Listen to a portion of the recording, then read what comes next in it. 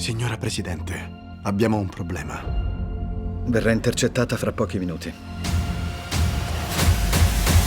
Un po' esagerato, mamma. Silenzio. Tu e tuo fratello verrete a Cape Town con noi. Perché? Lo sai perché? A te importa soltanto del lavoro. E imploro tutti i leader del mondo di unirsi a me. Al summit del G20. Andiamo, signora Presidente? Ah, però. Ora devo salvare il mondo.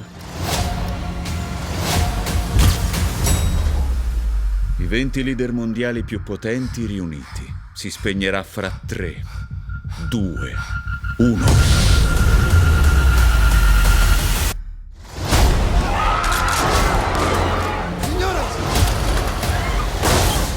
Venite! Ai governi che mi guardano, ho in ostaggio i membri del G20. Quando lanceremo il progetto Deepfake, resetteremo i mercati finanziari mondiali. Leggerete le parole esattamente come sono scritte. Quella oziosa volpe beige. Oziosa volpe beige. Oziosa Volpe beige. Vediamo l'effetto sul mercato. Mio marito e i ragazzi sono scomparsi, dobbiamo trovarli. Se volete vivere, fate come dico. Ora è Captain America?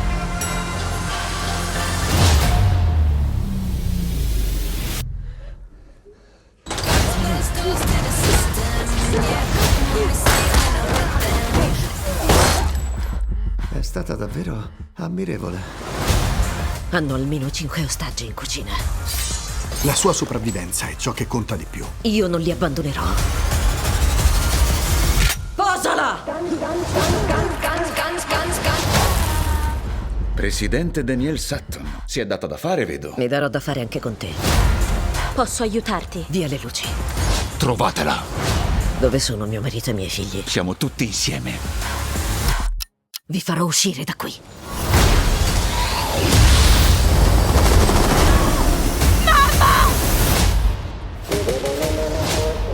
E se le facessimo indossare un comodissimo paio di tacchi? Vuoi davvero che risponda?